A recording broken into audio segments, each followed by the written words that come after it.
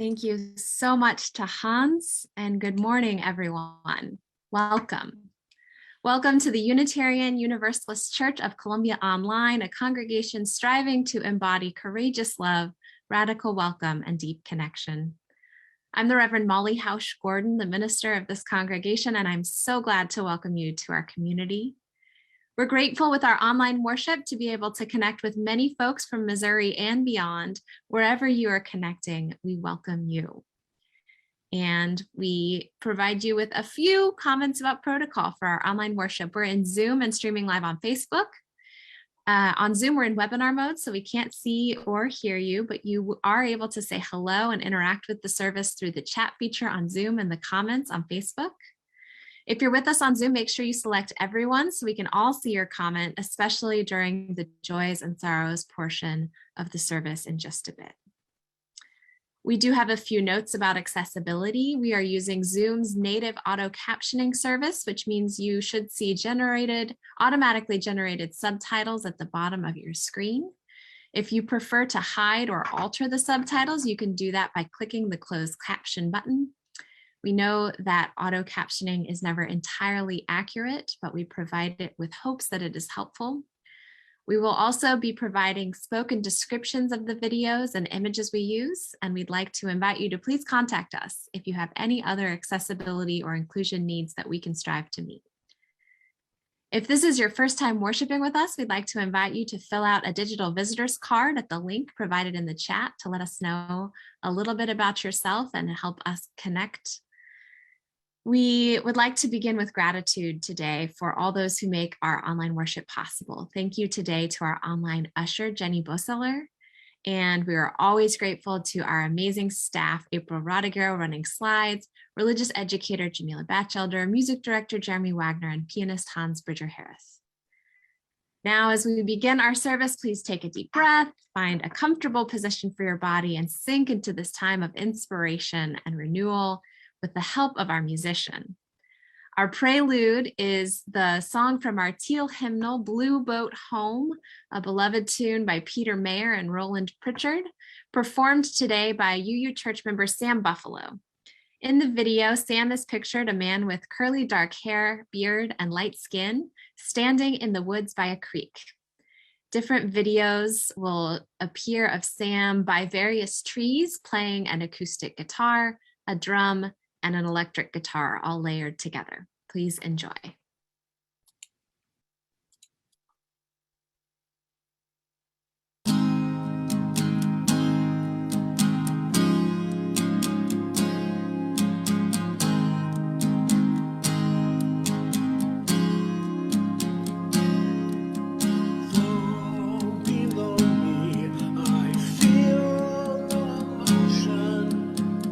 Standing on these mountains and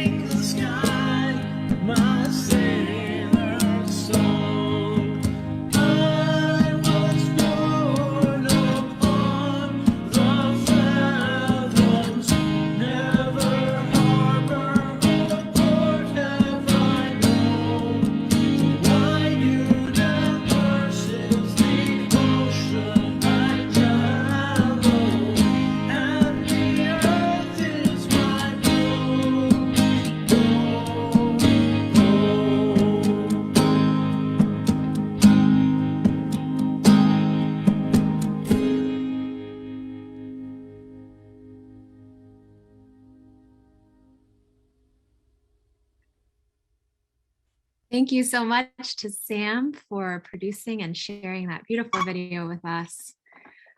For our opening words, I want to share a little chant with you and invite you to repeat after me. And if you'd like to also repeat the movements that I do to bring this greeting into your body, it goes like this.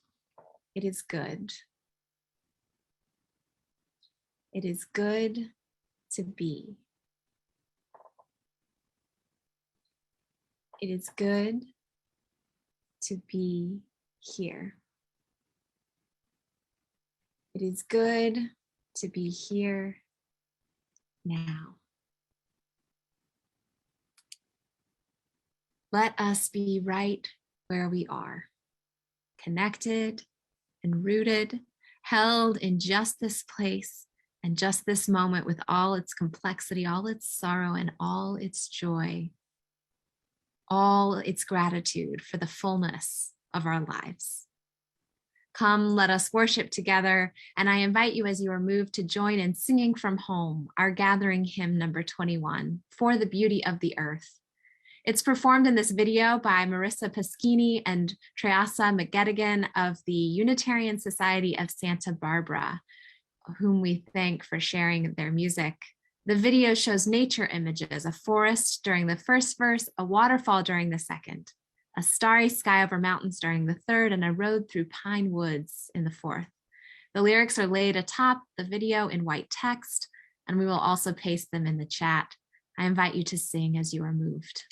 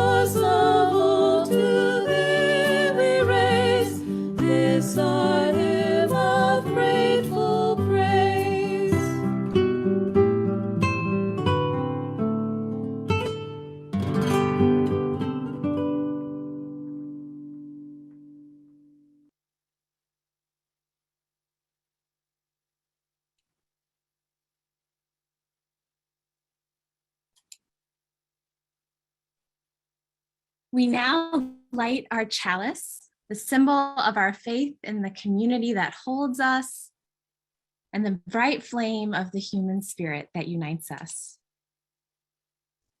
As we share an image of our church chalice on the screen, you may wish to light a candle at home or look in the chat for a digital chalice. And I'll see if I can get this one where you can see it. Please join me in lifting your voices in homes across the city, country, and world to share our weekly words of affirmation, shown on the slide and shared in the chat. Love is the spirit of this church, and service is its law. This is our great covenant. Oops. To dwell together in peace, to seek the truth in love, and to help one another. There we go. Our centering moment this morning is a video poem by Christine Walters Painter and the work of the People Digital Liturgy Project. The piece is entitled Earth as the Original Cathedral. The images are of various trees, flowers, and animals as described in the video. And we will type additional image descriptions in the chat.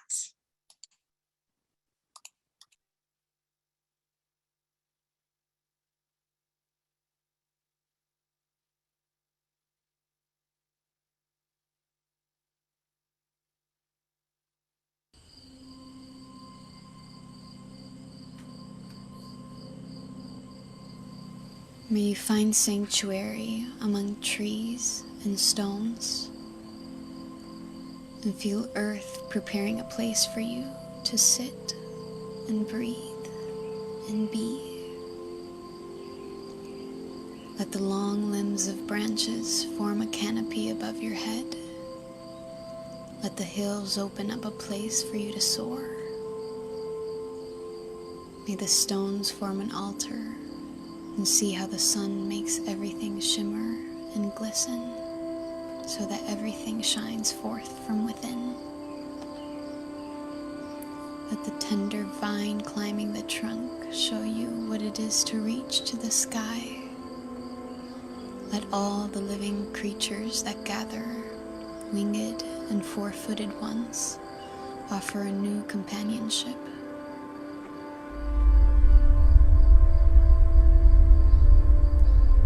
All around you, see yourself as part of this glorious cathedral. The lake and holy wells are the fonts of baptism.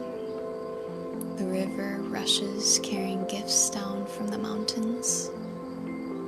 The oaks and sycamore create a sacred circle, the face of the Creator incarnate and immanent, illuminated with each gaze. Feel the veil between heaven and earth slip away until you know the sanctuary of soil and sunlight. Listen to the sky whisper her secrets on the wind, lifted by wings and song.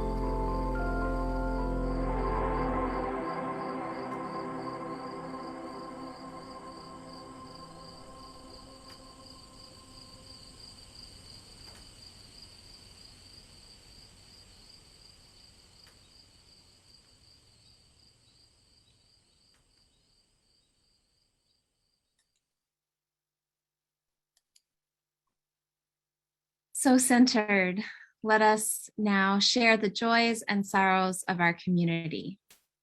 As we share an image of lit candles and our joys and sorrows stones, I invite you to bring your loving attention and compassionate presence to our community and beyond.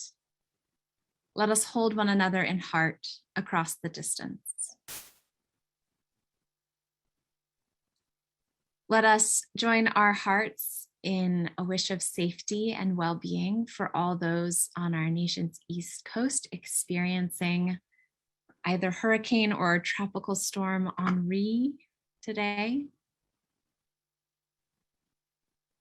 Let us join our hearts in a prayer for the people of Afghanistan, in a deep wish for their well-being, and perhaps repentance for the destruction facilitated by American empire. Let us join our hearts in prayer for the people of Haiti, suffering after decades of imperial meddling, a recent coup, and the even more recent earthquake.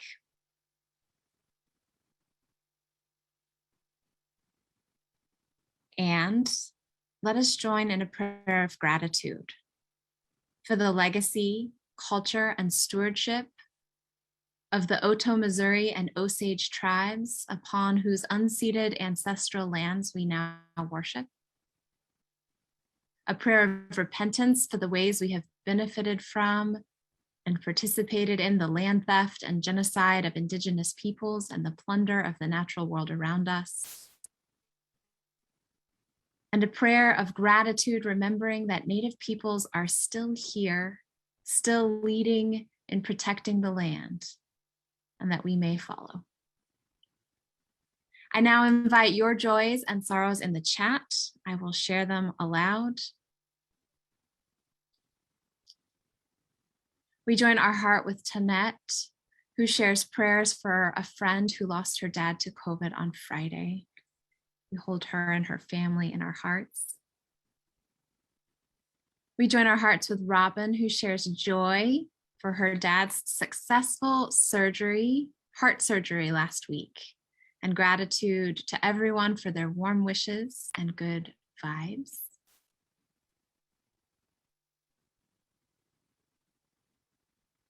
We join our hearts with Stacy, who normally says a funny joy about dropping their oldest off at college, but this year she asks for prayers for a successful semester full of good mental health and fun memories, as well as the learning that happens when one actually goes to class. May it be so. We join our hearts with Hans, who shares a joy for a new Cocker Spaniel puppy, Aria. And we join our hearts with Patty in sharing joy for my return, which is a joy that I also share. We join our hearts with Sarah from Maine, who had a lovely visit with Elaine Martin, who visited her there in Maine after being in Rhode Island visiting the Fritchies. And we wish Elaine safe travels back to Missouri tomorrow. Love to all of our far-flung UU churchers as well. We join our hearts with Caden, still looking for a job. May something emerge soon. We join our hearts with Sydney, who shares a joy that Xander just moved into his own apartment last Wednesday. Congratulations to Xander.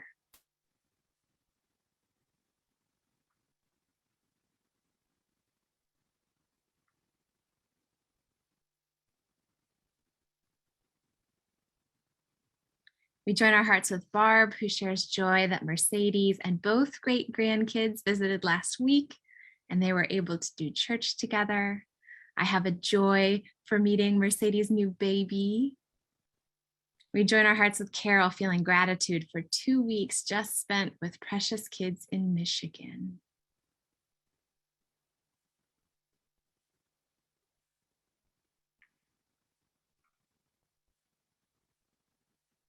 These things and so many more. We also share a prayer with Larry, who, we share a prayer with Larry for Natalie, whom he only knew briefly, but who died of COVID despite being fully vaccinated. We join our hearts with the Mudricks in joy that they were able to attend. With Tanya. Hi, Tanya. We join our hearts with Tanya in joy that Joan and Stephen Mudrick could attend the memorial service of Lavender, and we send continuing love to you, Tanya. We join our hearts with Kim for a prayer of support for their 19-year-old daughter taking a gap year, moving to Michigan to work and live on her own for the year. May she be well and flourish.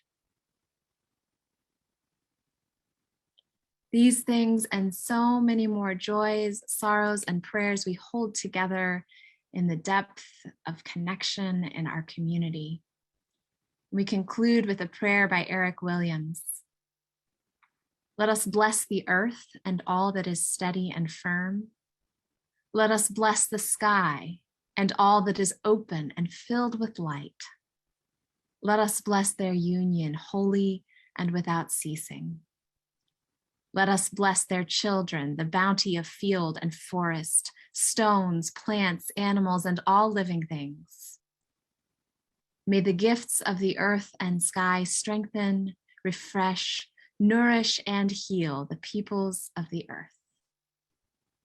Amen. And our musical response will be a piece from Hans on piano.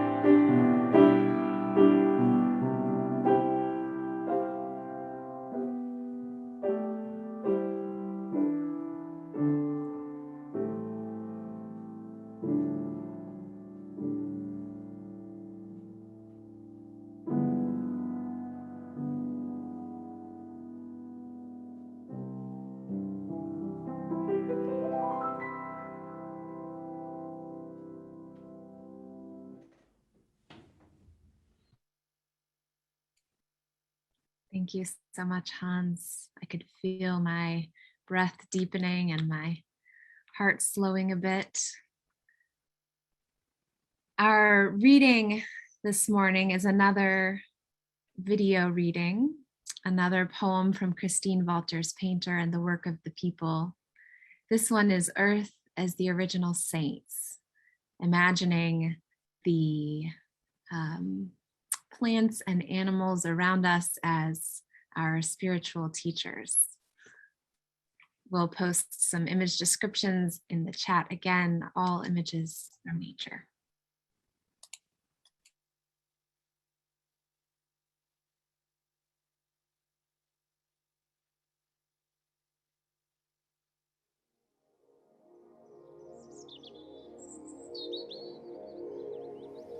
Blessed are those who live themselves fully, with no doubt or hesitation,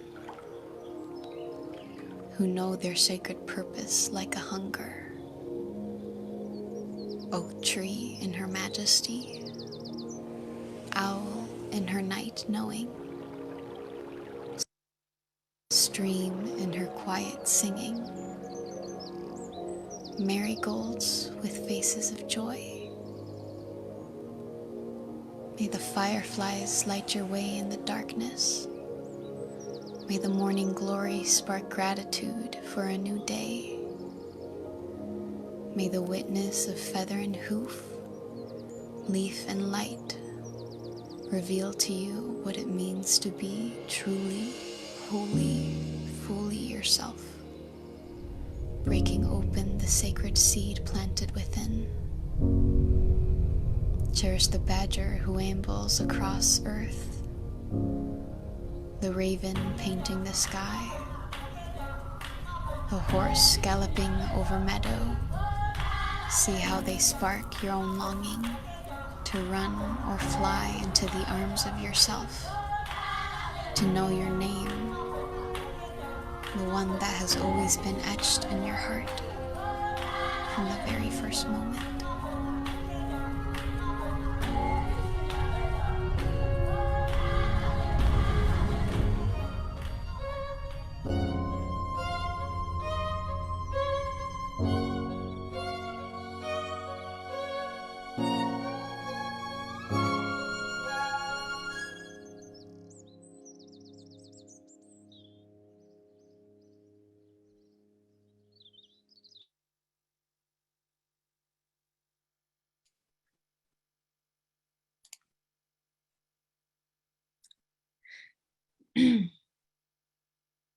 Last month, I spent a morning sitting in the woods listening to the birds.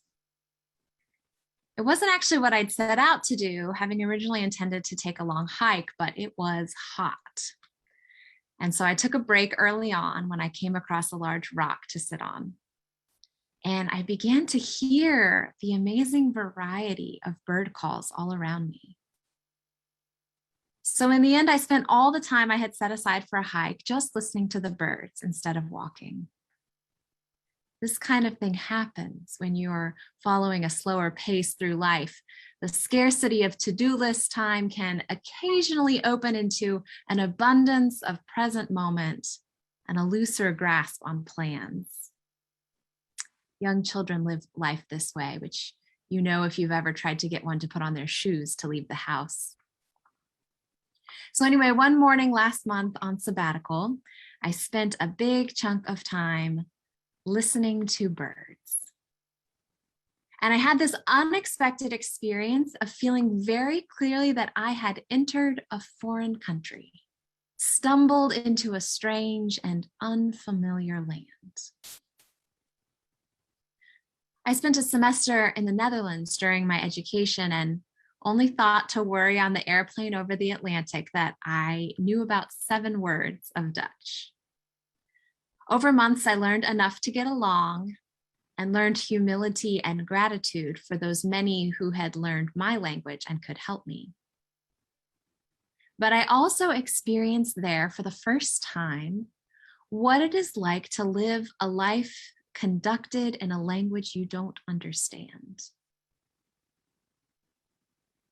As I sat and listened to the birds talking last month, a sense memory of that estranged time came flooding back, of incomprehensible speech flowing like a stream all around you, the loneliness of being unable to engage and feeling yourself set apart like a confused stone in that stream of language, a little bit in the way of everything flowing around you. Sitting on a rock with dozens of bird voices chirruping, calling, squawking, and singing around me, I realized that I sometimes have a similar feeling in the wide world of creatures and plants, that I am set apart and uncomprehending. I don't know their language or their names even. And so perhaps I begin to feel very sadly that I don't belong among them. Luckily, though, I had been doing the right reading this summer to understand that my ignorance and alienation was neither an accident nor necessarily a permanent state of being. If I am estranged from the world of creatures and plants of which I am unquestionably an interconnected part, then that estrangement has been taught to me by my culture. And if the sensation is learned, then perhaps I can learn a different way. In his dense theological treatise, The Christian Imagination, Theology and the Origins of Race, Willie James Jennings unpacks the formative assumptions of domination and empire that made their way into the heart of Christianity, as it traveled with colonizers across the world. He examines how, because of Christian hegemony in our culture, those assumptions now infect everything about contemporary Western culture. One of Jennings' core arguments is that a strong thread of this culture is a deep experience of displacement. Whether it is the intentional displacement of colonizers leaving their homeland to pillage another, or the coerced displacement of native peoples by the violent land theft of those colonizers, or the forced displacement of stolen lives through brutal enslavement. Jennings argues that because these forcible removals from a place-based interconnection dominate our culture, many of our identities are formed upon estrangement from place and from the earth.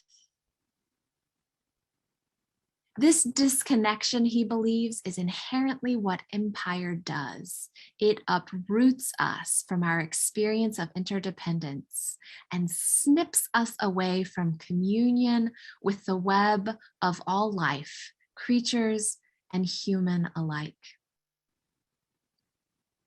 Our alienation then benefits those who seek to plunder resources and consolidate power while we drift further and further apart from one another and away from the earth. The result has been catastrophic for humans, creatures, and the land. And, in my experience, for our very own souls, which do not want to be estranged, but which deeply desire communion and connection. So I tried to take this on in some way. Part of the work of my sabbatical was some early stage grappling with my own alienation through my ancestry and heritage in relation to settler colonialism. How did my people, all European ancestors, come to displace themselves or be displaced from the land of our own origins? And who did we then displace along our way? What could repair and land repatriation look like in atonement for my ancestors' participation in land theft and ethnic cleansing stretching back generations? And how did our existential rootlessness affect our very souls, our mental well-being, and our deep interpersonal dynamics across generations? These things exist in intimate ways too. And how did and does this alienation shape the political landscape and unfolding crises we live in now? These are profound and entangled questions that are particularly essential for Americans of European descent and their institutions which dominate our landscape. These questions require political education and material action, truth-telling about our nation's genocidal origins, and the participation or complicity of most of our institutions. The return of stolen land, activism alongside indigenous water protectors and stewards of the land, and more. Actions I hope we will grapple with as a community in the coming months and years. And these questions also require a spiritual and existential rewiring. We must also heal our estrangement for any of the rest of it to succeed. If empire inherently uproots and disconnects, decolonization will require a deep and renewed rooting in place and connection to community and ecosystems alike. It will require perhaps metaphorically, learning the language of where we are and knowing so many names, the names of the native peoples that were and are and will continue to be indigenous to this land, the names of the treaties our government made and broke, the names of the geography and waterways that shape our surroundings, and essentially the names of the plants and creatures and trees that we live alongside. In her book, Braiding Sweetgrass, Indigenous Wisdom, Scientific Knowledge, and the Teaching of Plants, Indigenous writer and botanist Robin Wall Kimmerer argues that while we who arrived on this landmass from other shores cannot become indigenous to this place, we can and must become naturalized to it, sinking deep into a sense of belonging, mutuality, and care with the living, breathing earth right here and its plants and creatures all around us. She writes that each of us, no matter our origins, can enter into the deep reciprocity that renews the world, and that we must do so for the continuation of our species and the well-being of our souls.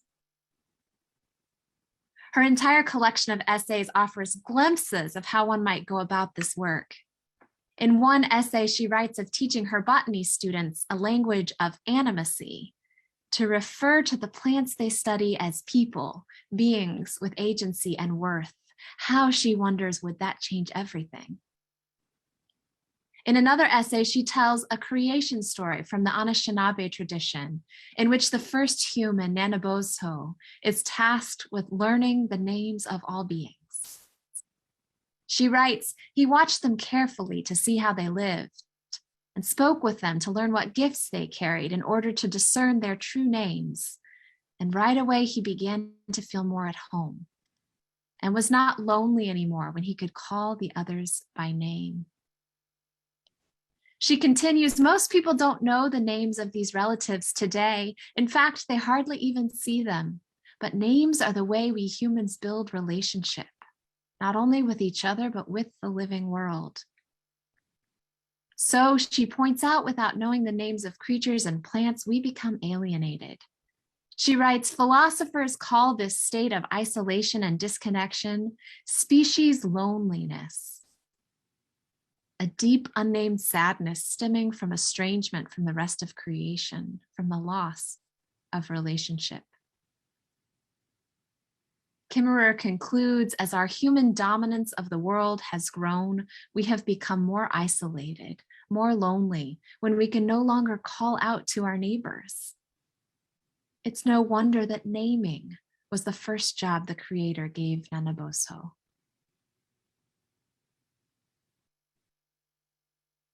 Our species' loneliness has become deadly and soul-deadening. It is imperative that we reconnect. This story of naming reminds me that the work I took on during sabbatical of slowing my pace and rooting down, of wrestling with my ancestors, and of investing in political work for liberation, all of that is entwined. All of it is the work of return from alienation, of rerouting ourselves in the web of life so that we can be responsible to that web and to all our relations, human and not, and so that we are no longer so deeply lonely. All of it is necessary at once, spiraling and mingling together. To decolonize my spirit, I need to know the names of the tribes my people displaced and the stolen people they enslaved. And at the same time, slowly but surely, I need to learn the names of the plant and creature relatives all around me. I need to root down just where I am. Which brings me back to the birds. After that strange morning of estrangement, I turned to begin learning just a smattering of their language. I've learned which different calls belong to the cardinals who love the tall weeds in my garden, which is now all weeds. Weeds whose names I'm also beginning to learn. The sparrows are obsessed with my rampantly growing curly dock. And I've learned some of the songs of the black-capped chickadees, who add extra dee-dee-dees onto their call the greater the threat they are warning their peers about, and who make a gargling sound to pull rank on each other.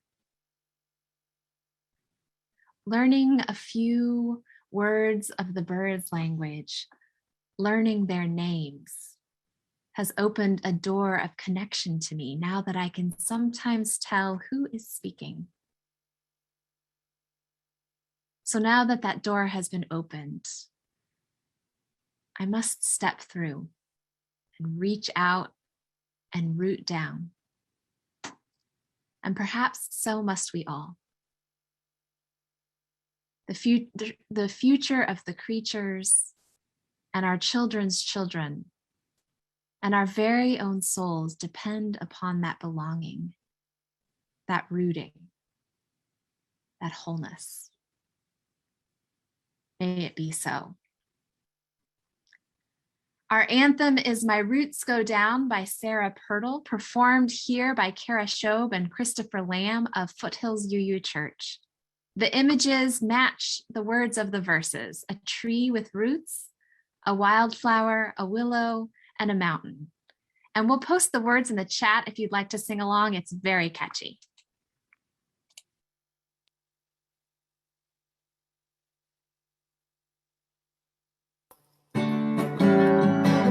My roots go down, down to the earth. My roots go down, down to the earth. My roots go down, down to the earth. My roots go down. My roots go down, down to the earth. My roots go down, down to the earth. My roots go down, down to the earth. My roots go down. I am a wildflower pushing through the stones. I am a wildflower pushing through the stones. I am a wildflower pushing through the stones. My roots go down. My roots go down, down into the earth. My roots go down, down into the earth. My roots go down, down into the earth. My roots go down. I am a willow swaying through the storm. I am a willow swaying through the storm. I am a willow swaying through the storm. My roots go down. My roots go down, down into the earth. My roots go down, down into the earth. My roots go down, down into the earth. My roots go down. I am a mountain reaching for the sun. I am a mountain reaching for the sun. I am a mountain reaching for the sun. My roots go down. My roots go down, down into the earth. My roots go down, down into the earth. My roots go down, down into the earth. My roots go down. My roots go down, down into the earth. My roots go down, down into the earth. My roots go down, down into the earth. My roots go down.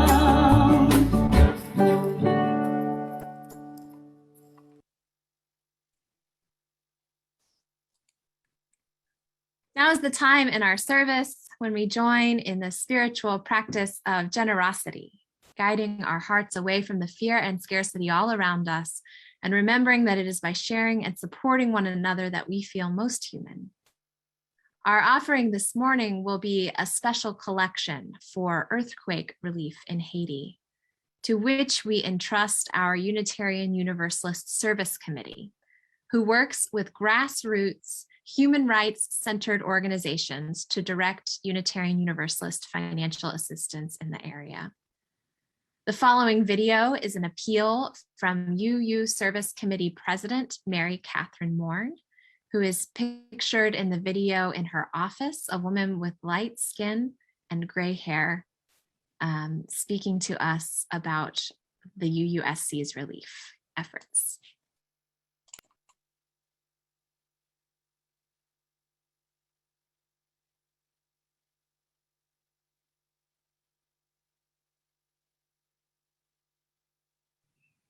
Thank you, friends, for this opportunity to share a word about UUSC's disaster justice work and our response to the recent earthquake in Haiti.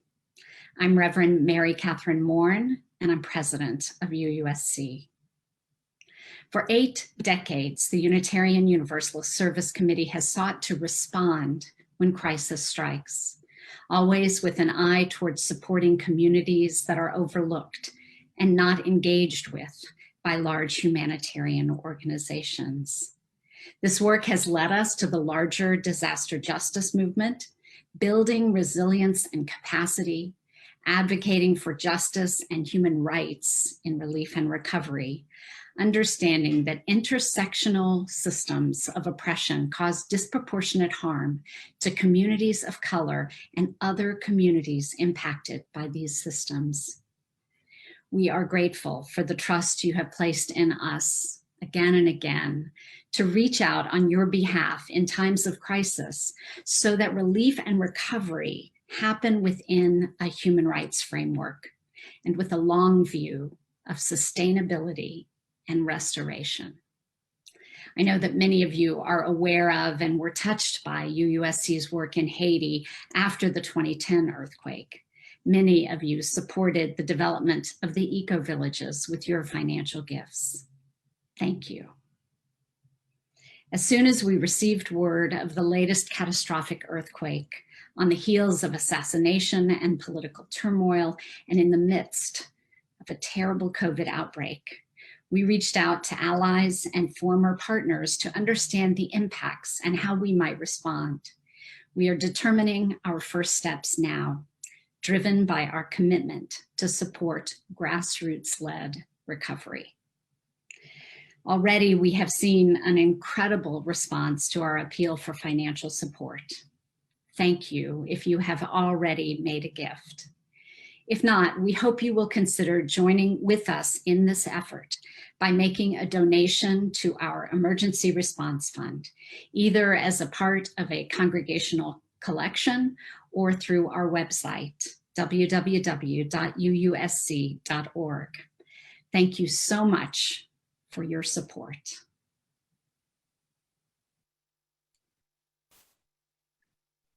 Today, we will be giving support to this effort through a congregational collection. So we invite you to give generously using the link in the chat or by visiting our website, uucomo.org, where we ask you to select Faith to Action for the purpose of your gift so that we will know to route it to the UUSC's relief work. As we take our offering, we will play a video of Swimming to the Other Side by Pat Humphreys, performed here by Ken Riles, Charla Briganti, and Tony Ibar of the Unitarian Society of Santa Barbara. The video shows 4 squares. On the top are a piano on the left and a woman with light skin and gray hair singing in front of a colorful stained glass window on the right. On the bottom is a man with light skin, dark hair, and a gray beard, singing in front of the same window on the left, and a guitar on the right. Please enjoy the music, and please give generously as you are able to support our congregational collection for the UUSC's Haiti earthquake relief work.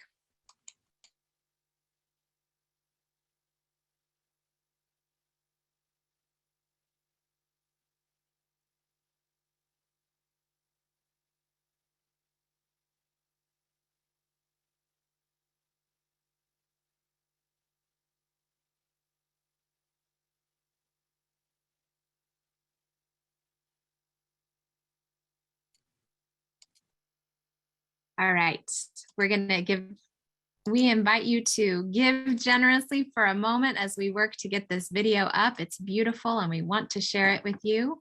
Please give us just a moment to work on it.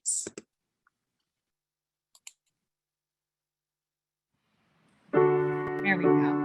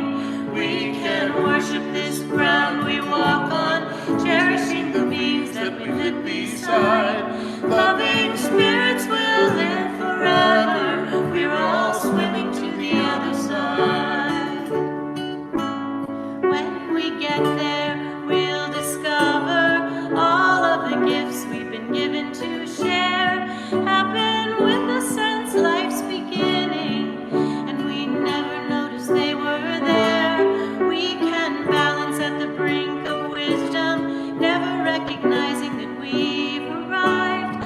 Loving spirits will live together. We're all swimming to the other side. We are living beneath the great Big Dipper. We are washed by the very same rain. We are swimming in the stream together, some in power, some in pain. We can worship this ground we walk on, cherishing the beings that we live beside. Loving spirits will live forever. We're all swimming to the other side. Loving spirits will live forever. We're all swimming to the other side.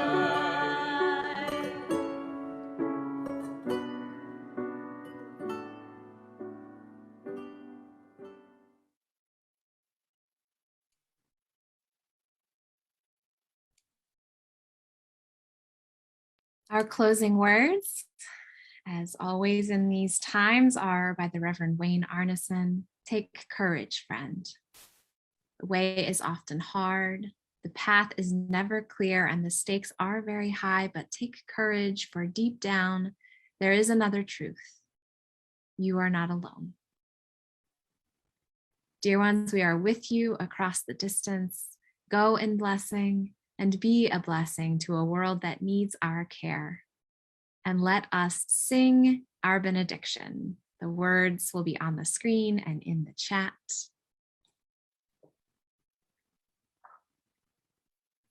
Now on leaving one another, may we give of hand and heart.